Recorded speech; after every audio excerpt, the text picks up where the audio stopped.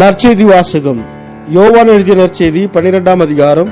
ஆண்டவரின் உயிருள்ள வார்த்தைகள் 24 26 முடிய. கோதுமை மணி மண்ணில் விழுந்து மடியாவிட்டால் அது அப்படியே இருக்கும்.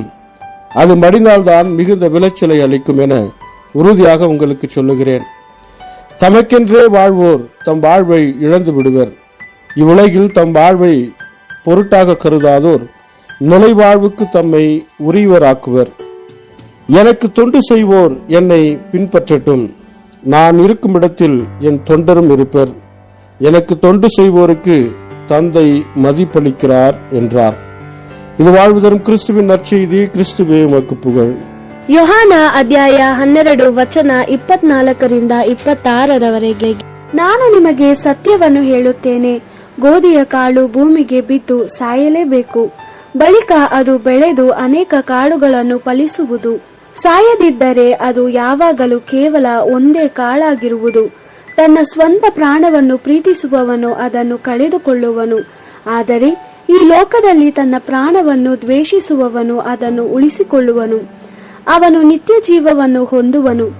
ನನ್ನ ಸೇವೆ ಮಾಡುವವನು ನನ್ನನ್ನು ಹಿಂಬಾಲಿಸಬೇಕು. ಆಗ ನಾನು ಇರುವಲ್ಲೆಲ್ಲ ನನ್ನ ಸೇವಕನು ಇರುವನು. ನನ್ನ ಸೇವೆ ಮಾಡುವ ಜನರನ್ನು ನನ್ನ ತಂದೆಯು ಸನ್ಮಾನಿಸುವನು ಎಂದು ಹೇಳಿದನು. ದೇವರ ವಾಕ್ಯವಿದು. ದೇವರಿಗೆ ಕೃತಜ್ಞತೆ ಸಲ್ಲಲಿ. Gospel according to John chapter 12 verse 24-26. Truly I tell you, unless the grain of wheat falls to the earth and dies, it remains alone. But if it dies, it produces much fruit. Whoever loves his life loses it, and whoever despises his life in this world keeps it for everlasting life. Whoever serves me must follow me, and wherever I am, there shall my servant be also.